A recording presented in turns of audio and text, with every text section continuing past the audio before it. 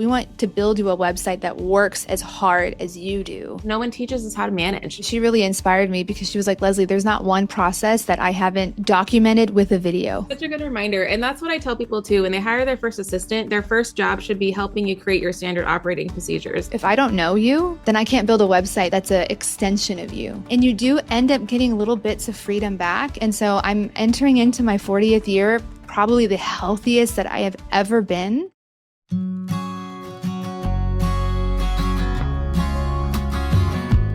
Today I have a really fun person to interview. Her name is Leslee Owen, and let me just tell you about this woman. So she's the co-founder and CEO of Movement Waker Web Design. She's a mama raising 4 kids, ages 6 all the way up to 14. So she's got her hands full.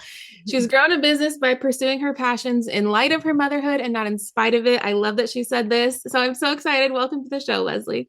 Marina, thank you so much for having me. I'm thrilled to be on the podcast, and I know we're going to have lots to talk about. Yeah. So quick, let's just learn about who you are real quick. So I think we got introduced through Brand Builders Group, wasn't it? Yes. Okay, amazing. So quick drop there. If you guys are not plugged into an amazing community of entrepreneurs, this is it. Like, we have gotten so connected to amazing, like-minded thinkers. We're all on the same journey of building our businesses. And I'm so excited to get to know you today. But give us the backstory. How did you get to where you are today? What would that look like? Girl, we don't have enough time. 5 minutes, yeah. We do not have enough time. But, recently, I think I've been thinking a lot about this because I turn 40 next year, Ooh. 2025. And I just think back at the last decade of like turning 30 and 30. We'll just start there. My 30th birthday was also my grandfather's funeral. Wow. Talk about starting a decade and immediately being thrusted into identity crisis. Like, what am I doing with my life? And those are the big questions that I was having at that time. And, at the time it was extremely sad and devastating, but also such a gift in that I was kind of shaken out of this going through the motions reality. At the time I was a television producer for about 10 years. Wow. Going through the motions. And I finally got to ask myself, what are my dreams? Because it was my grandfather who had asked me those questions when I was like 5. Mm-hmm. And he'd sit in front of me and he'd have this like little piece of paper and a pencil. And he'd say, Mijita, what are your dreams? And I was like, to go to Disney World. But I just watched him in his own life, like literally do things that no one in his family had ever done, move his entire family out of a community into another one to give us better education, just better everything.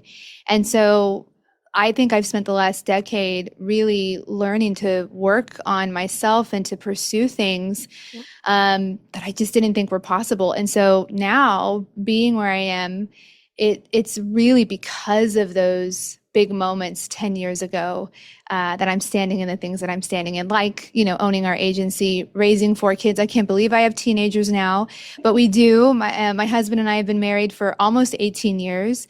And so it's been a very good life, but it has certainly had its ups and downs. Yeah, totally. Well, how did you get into the web services space? Yeah. So having that television production background, I was producing talk shows and commercials and long format documentaries. And it just became very clear to me that my content was only as good as how familiar I was with my audience. And so that was just a natural kind of transition into marketing, because that's what marketing is all about, right? It's about communicating and understanding your audience. So that led me into a corporate career in marketing.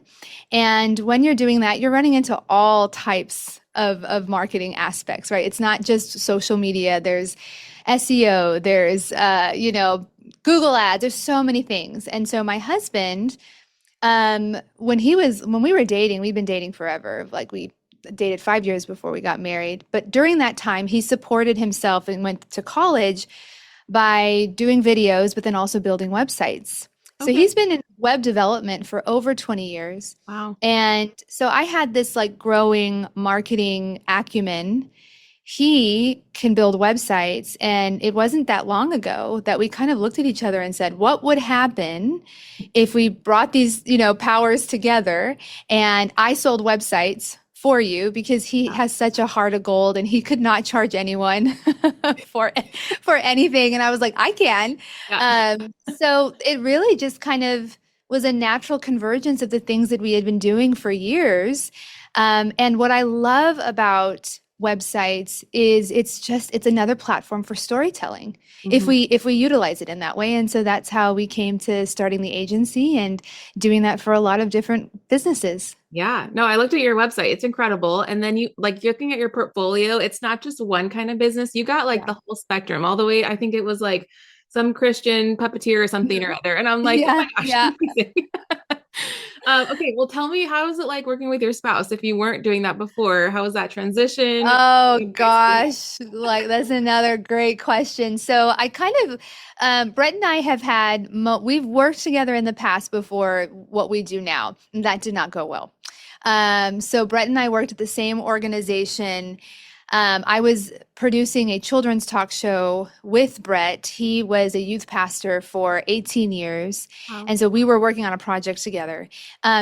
We were very young. We were very, you know, energetic. We had a lot of needs. We needed to be validated, and Yeah. so we were just butting heads. And so I'd come home from being in the editing booth for hours. And instead of saying, "Hey, babe, how are you? How was your day?" It was like, "Where's the episode? How many episodes did you get done? Oh Is no. it good? Are they?" And so that was just a recipe for us. It Mm. was not good. And so I left that situation and told him, "I'll never work with you again. I will never do it." And Yeah. so we kind of took different turns in our careers, left some organizations, and then I kind of went off in this direction and pursued marketing. He went off in this direction, did some more nonprofit work and consulting. And we were kind of off in our own little world while simultaneously doing a lot of personal work within ourselves. And so now that we're back together, there's very clear roles, and I think that's huge. I think you have to have clear roles. I think we've both tried to lead this ship in the way that we think it should be going, and there was a lot of crash courses in that. But we've looked at each other and said, let's look at our strengths. Leslee, you lead this thing. You're CEO. We both own it, but he's creative director. And so he loves the designing of the websites. That's just how his brain works, and he's fascinating at it. And so once we've really established those roles, it's been a lot better. We also need space. So we Yep. recently got a bigger office. We do share it, but he's like in his corner and I'm in mine because we were a little too close. And the man, I don't know, he'll probably say the same thing about me, but he's a little loud. Yeah. And so I'd be on sales calls. He's having coughing attacks, trying to cross behind me to get out the door. And so I definitely recommend space. You need some Good pointers. Yeah, we've grown through the same thing. We're like, when we started my first company in 2016, it was a furniture rental company. And so naturally, I was like, well, I need the muscle. So come work. And like, I got Yeah. so overwhelmed. Like, we were helping each other. But he was trying to give it design advice and styling Oh. advice. And I'm like, honey, you just don't get it. Like, it's okay. But for him, it was very much like condemning and like critical. And I'm like, I love you. Yes, It's not yeah. your strong suit, And so we had said we're never going to work together again. Yeah. But then fast forward, we're kind of doing it now, like with the family business and stuff. So it comes Yeah. and goes, but maturity is a big aspect of that for sure. You Huge. cannot keep Huge. score. Yeah. Mhm. All that good stuff. Okay. So now you're managing multiple people. How many people work for you guys?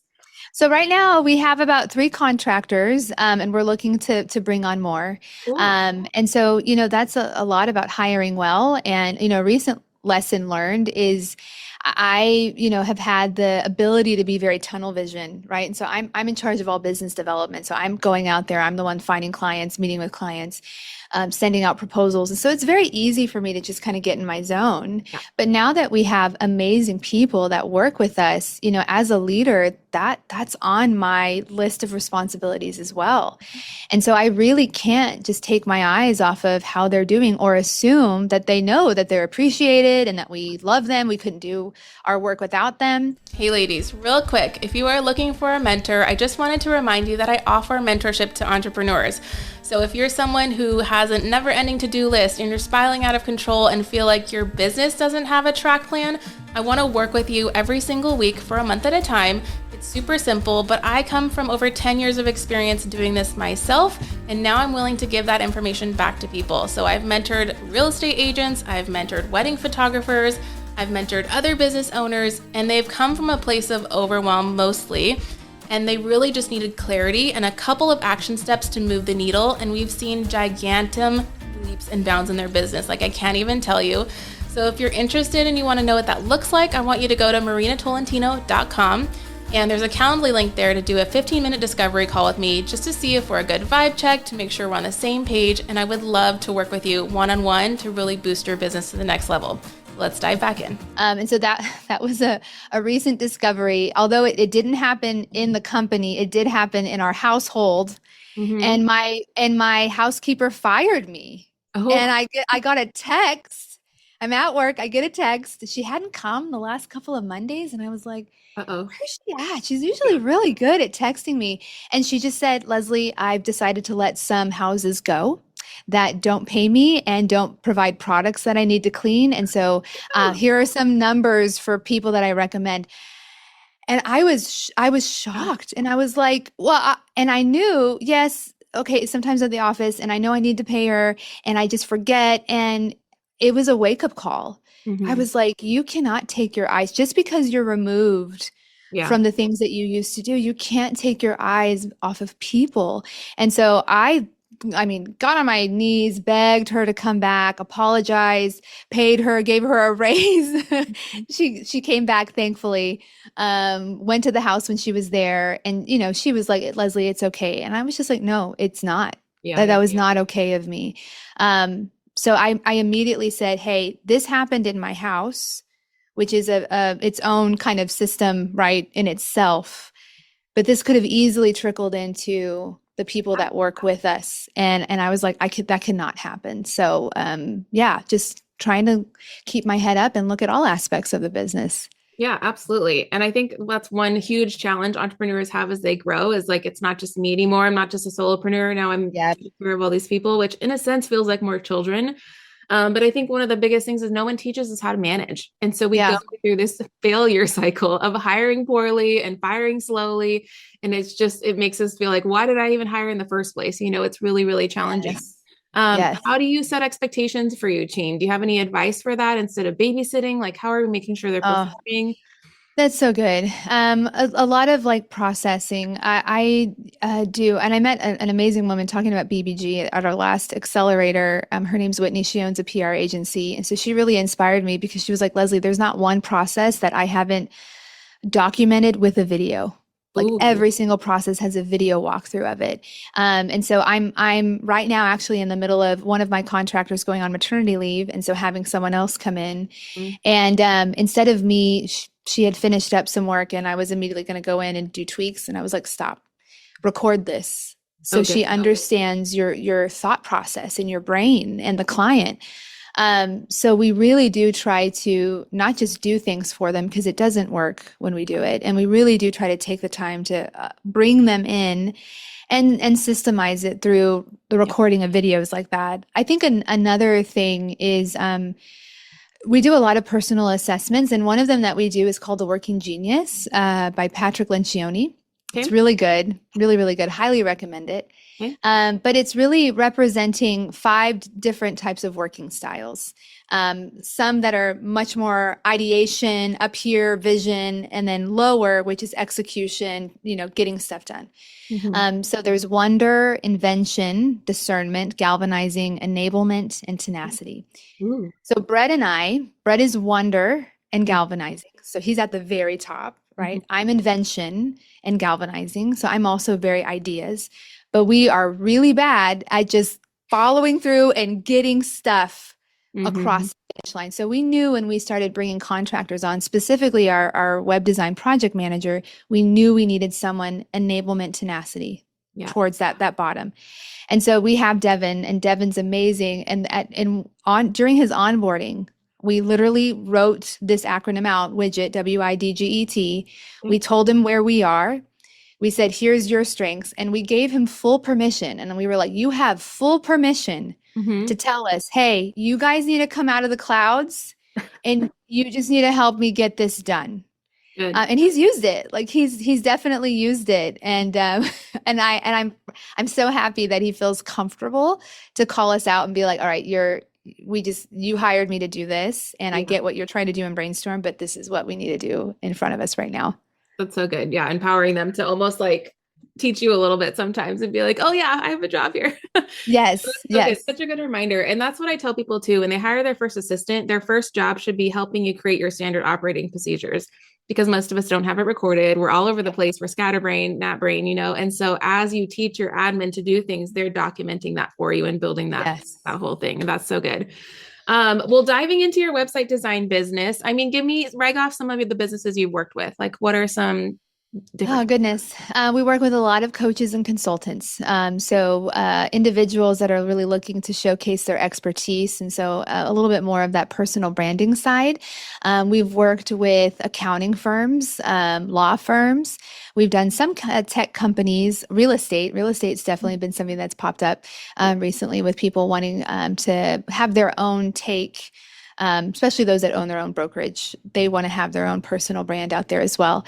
But what they all may be different, but I think every single one of them, why they come to us is because they don't just want a website that looks beautiful. They want a high performing website. And so that's why, when we have a conversation, I tell them, hey, we're really not a good fit if you're looking to just like start off and you're just wanting to throw something up. We'll have people that'll say, oh, I just need a landing page. Yeah. And when they come to us and like, oh, I just need a landing page, then we're probably not the right fit because we're usually the second or third generation of a website for an owner that's ready for way more sophisticated marketing funnel development because now they're ready for this website not to be out on its own, who knows doing what, but to be a part of this entire ecosystem of the business and to be driving business objectives. So mainly revenue generation. So that's what everybody has in common. And this is what we say. We say we want to build you a website that works as hard as you do.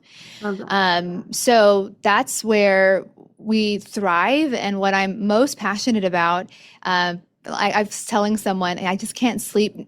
I wouldn't be able to sleep knowing that I designed a beautiful website, but it was literally just going to sit there and not do anything.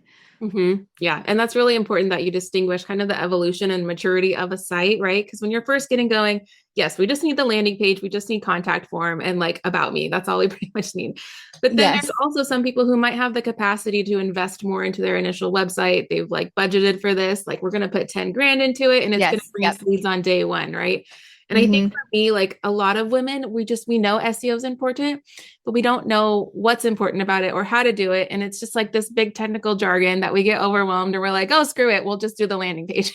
Yes. And again, it's just a pretty page that does nothing. So how important is it to really SEO optimize? Like, what's that big differentiator? Like, tell me some examples. So great question. So SEO stands for search engine optimization, and ideally we're doing this simultaneously. So we're building the website, we're designing the website, and we are also optimizing the website for search engines. So what this means is we've done keyword research for you. We have looked up what people are looking for when they're on Google, which is relevant to your industry or your service or product, right? Yeah. We want to make sure that those keywords are throughout the entire website because Google is very particular about creating domain authority, looking for domains that have authority, that have the big trust factor, that have the experience factor, the authority factor. And the way that you do that is through this content that has the keywords that people or key phrases that people are looking for. So the very technical aspect of it is like on the back end. A lot of people, especially your DIYers, so maybe you're like, no, don't worry, I did my website on Canva. Well, there's a big part of like the back end stuff, making sure you have a meta description, right? Making sure you have a title. And those are what pop up in a Google search. And sometimes you'll see people that it's like, insert a description here. It's because they never did it. And so Google doesn't know I should put Marina's website in front of this person because you haven't given it the information that it's looking for. Hey, I'm sorry to interrupt, and I hope you're enjoying this episode of the Work Like a Mother podcast. Real quick, I just want to remind you guys, if you are worried about missing an episode, you don't have to worry anymore because we are creating a weekly email that's going to go out automatically every single time there's a brand new episode. And this email is going to have everything you need to know about this week's featured guest. It's going to have all of the links and the resources that we're going to talk about in this episode. So you don't have to go around and fumble through the show notes, but it's going to be served in your inbox every single week. So if you guys want that access, be sure to click below one time in the show notes today Sign up for that email, and then you'll never have to worry about it in the future. And bonus, if you really love this, we'd love it if you share this with a friend. Give us a review on whatever platform you're listening to, and we'll continue to bring new episodes and new information that's going to help you level up your life every single week. And then on the front end, right? So the pages that we do see, there is something called hierarchy of content. So that just means we're telling Google what's most important on this page and then kind of go from there. So your header, which we call an H1, is most important. And this is what we want Google to identify when it's out there looking and trying to match people to their phrases. But a lot of times people have like 3 H1s on a page and they just have no clue. They have no idea. Yeah. So that's another thing that you want to be thinking about when you're hiring a designer is they may be designing you a beautiful website, but if you were to actually go back on the back end, you likely have like 3 H1s, 2 H3s, no SEO title, no meta description. And so that's just the frustrating part for us is it's living out there, but it's not doing anything. And so why is it important? It's important because eventually when you are ready, when it makes sense in your business to invest in SEO, then you will now generate the right traffic to get to your website that is designed to be high converting, which means people are going to go there, they're going to see exactly what they're looking for, and they're going to click those call to action buttons. Incredible. And I think that's one of the big things is like, okay, well, we know we need to do it, but how much does it cost? And then also, how do we find someone that's actually qualified and like legit? So I get emails all the time from like India, China, whatever. They're like, oh gosh, yes. Optimized, blah, blah, blah, blah. Like, how do you filter through it? What's like some of the criteria someone should look for? Yeah. So let's take it in different stages. So if you are just starting out, right, and you don't have the budget, I do have some clients that come to us and they have some capital. They have resources that they've saved, set aside, and they want to start off with this website first time go around real good. So they'll invest in that. But if you're just starting out, then a Wix website or Canva is doing some pretty incredible things nowadays. The honest truth is, you know, Chat GPT is your friend. My husband calls her Gloria Patricia Thompson. Like it's her little acronym for GPT. Yeah. You can like literally, if you're just starting out, you know, kind of even tell Chat what it is that you're looking to create. And it's crazy, but she can kind of guide you through what you need to be doing on a Wix site or a Canva site. If you're ready to kind of take it to the next level, you're ready to integrate it to a CRM, you want to connect it to your MailChimp, you have some lead magnets that you've developed and you're ready to kind of put them out there and promote. Yeah. Then when you're looking for a designer, you definitely want to look at their portfolio, right? You want to be looking at what have they done?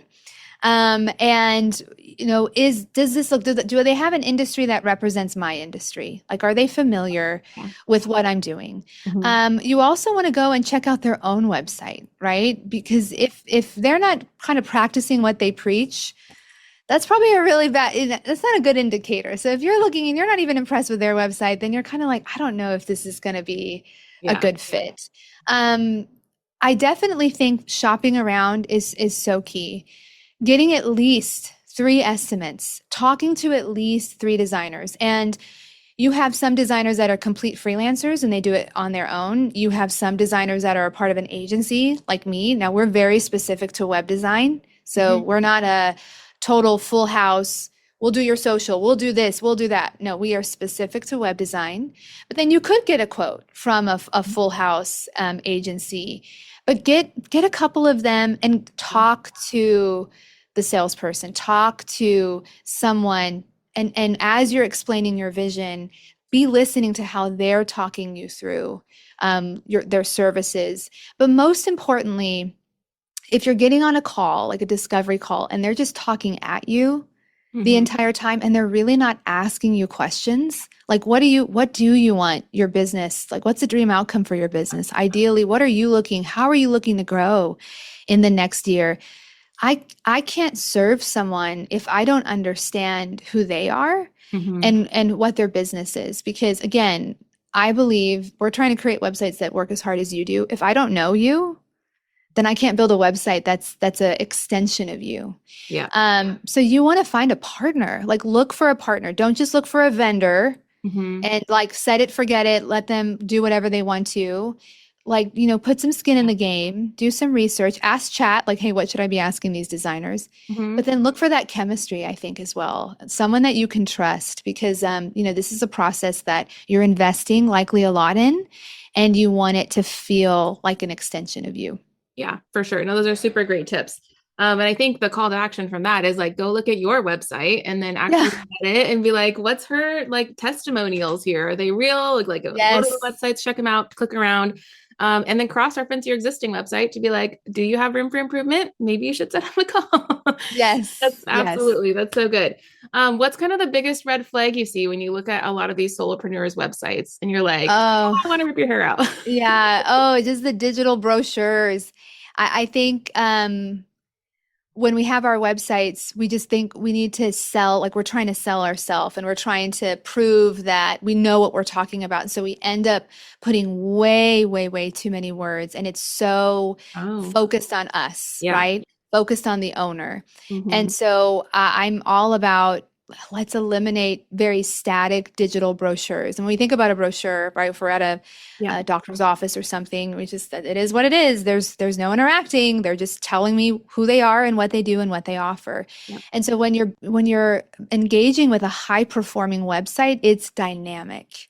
It should feel like a conversation, right? Hmm. It needs to be human centered. So that's something that's extremely important to us. We want our clients to see themselves in our design. And that's why I highly recommend brand photography to my clients. And so we have a strategic referral partner that we send our clients to because stock photos, that's digital brochure. Like people can tell when you went on Adobe or you went to Canva and you downloaded some stock photos.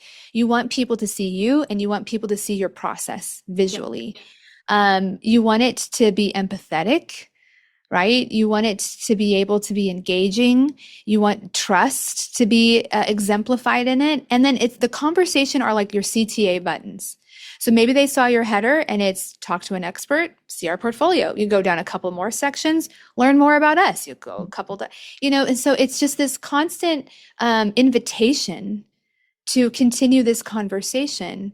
If you add things like videos, right? And as the owner, you're there and you're talking and you're explaining what it is that you do, but most importantly, the problems that you solve, then Hmm. people are going to feel like they're literally talking to you. Yeah. And so as the owner, that's why having a high performing website that's an extension of you is incredible because now you have a reliable, never sleep, never eat person that's selling for you 24/7 and bringing in leads.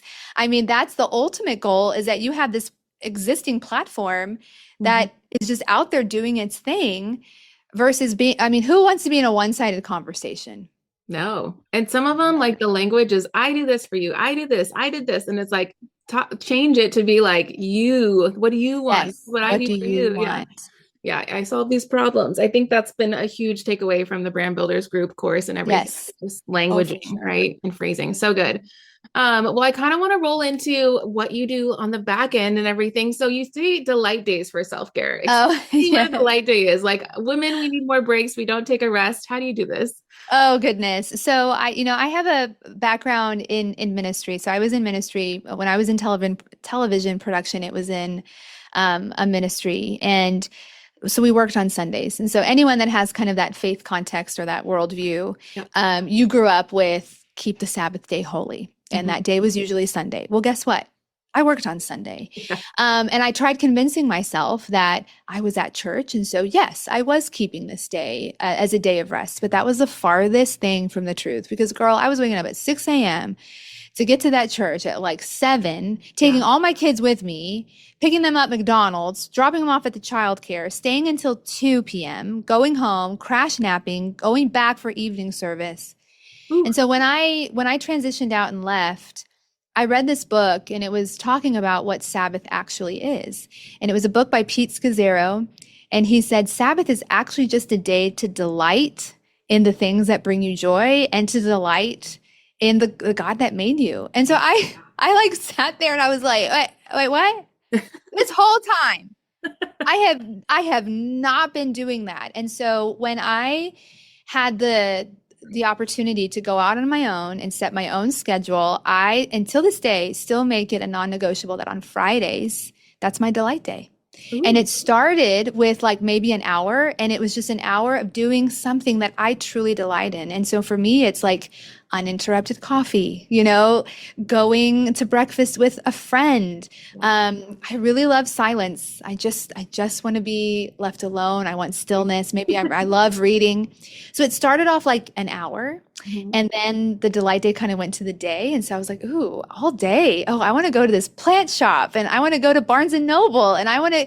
And so kind of extended there. And then just recently, after years of doing this, I'll take entire like 2, 3 day trips by myself. And so Ooh. in August, I just got back from Washington State and Mhm. I got to stay on this little island off of Seattle, south of Seattle. It was called Anderson Island.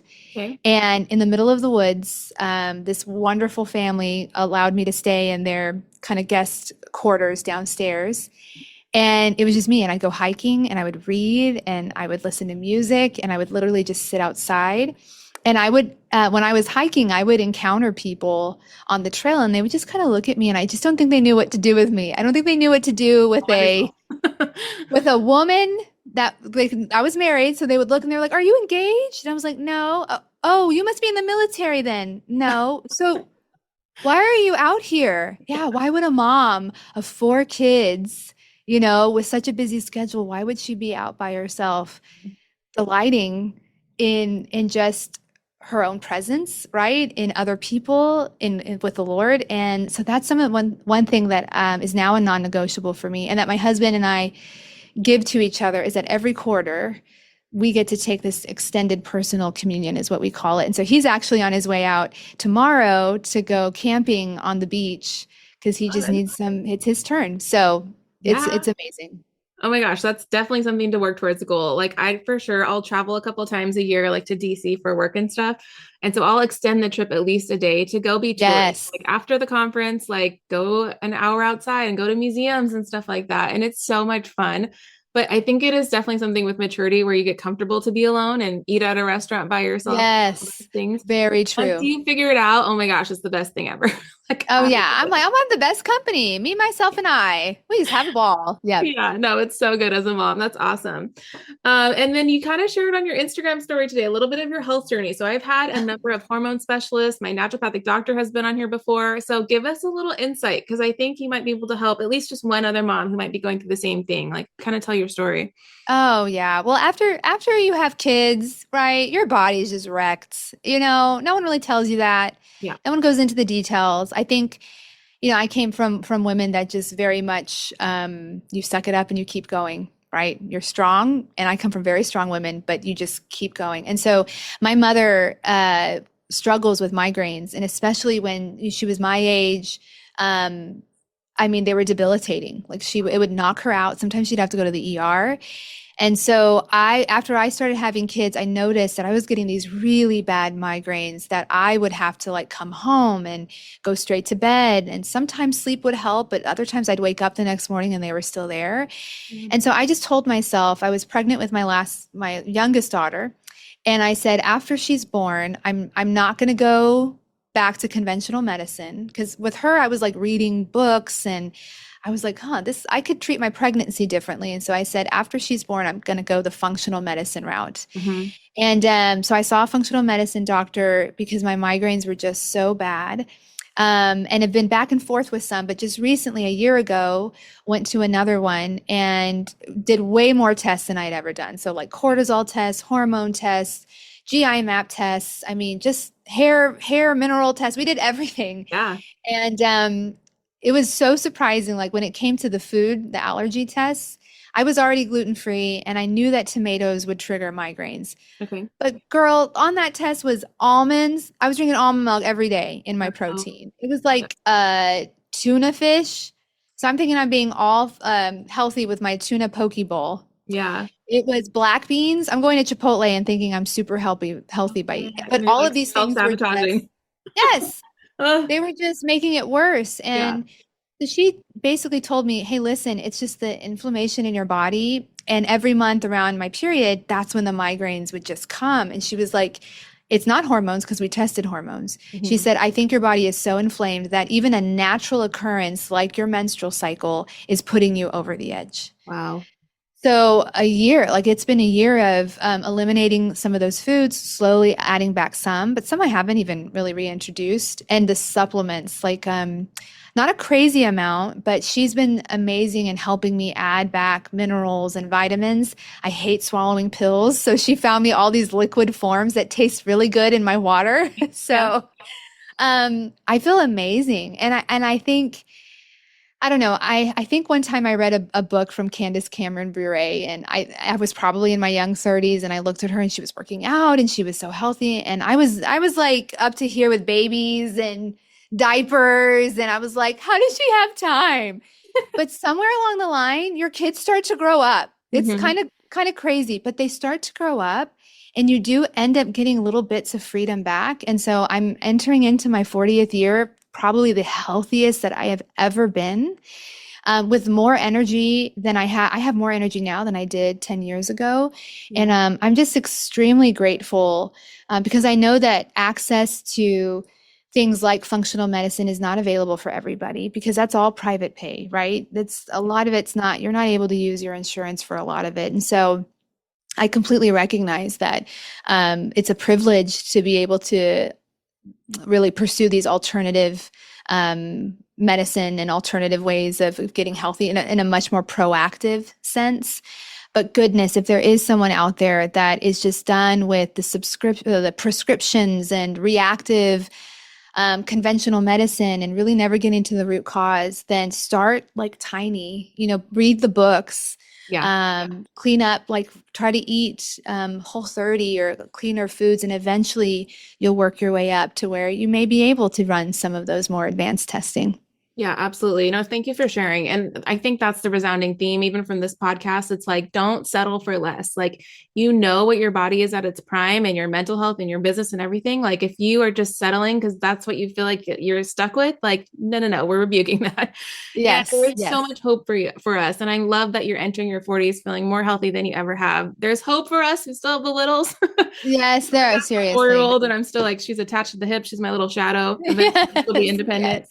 Um, but even like with the Martha Stewart documentary, did you watch that on I Netflix? haven't, but I've heard so much about it. My sister's watching it. She's Yeah, loving it. it's so good. And so she talks about it. She's like, I was in my 40s. I was in my prime. I was more beautiful than I'd ever been. And so I'm Wow. 36 and I'm thinking, oh my gosh, okay, so my best years are still ahead of me. And we still Yes. have a whole half a life after that. Like in our 30s, we tell ourselves we're so old. We're not. I know. I remember when I was turning 30, I was like, oh my gosh. And then with everything that was going on, my grandfather had passed away. I was like, this is not what I thought it Yeah. was going to be. But no, so now you kind of like continue to set that bar. No, 50 is old. No, 60 is old. Yeah. But I know 50-year-olds and 60-year-olds that are just thriving, and they just keep saying it gets better. So I'm going to Yeah. trust them. No, that's super encouraging. So we're excited for our 40s. Yeah. Yeah. Well, every episode I ended up with a fun rapid fire, so we'll just rock right into it. But what's your Starbucks order?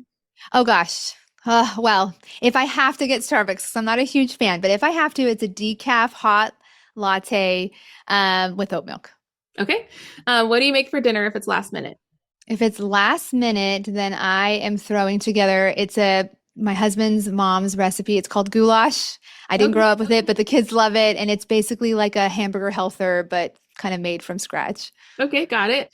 What's your favorite go-to department of Target? And do you have a favorite designer? I don't think I can nail designers, but I kind of go more towards the home side, and probably actually no, I'm lying. I probably go to the book section in the back and just Ooh, look at yeah, the different covers. Yeah. that's good. Awesome. Name a book or a podcast you'd recommend to our audience. Oh my goodness. A book or a podcast. I should just like open up my and say what did I just listen Yeah. to recently? Listen to How I Built This is really good. I know a lot of people talk about that one, but it's just like the beginning stories of entrepreneurs, and how they kind of started from the ground up. I recently listened to one, the founders of Banana Republic. Ooh. And they actually don't own it anymore. Gap kind of took over that, but I only knew it from being owned by the Gap and being associated with the Gap. But it's a fascinating story and it was really inspirational. Love that. Yeah, founder journeys are awesome. Yep. TikTok or Instagram? Instagram. Okay, and then where can they find you online? Yes, well, you can connect with me on Instagram. It's at Leslee Owen, Leslee Owen. I'm also on LinkedIn under that same name, and I'd love to connect with either of them. And if you're looking for any websites or if you're curious, you're ready to have that high performing website, then you can find us at movementmaker.pro. Amazing. And we'll have all of that in the show notes below so they can find it. And we have that weekly email that goes out too, so they get all in the email. Thank you so much for your time. I'm so excited for this episode to get out and just encourage people to tune up and clean up their websites and then check on their health if they need to, because that's the whole point. That's awesome. Thank you, Marina. It was a joy to be on the show with you. Thank you.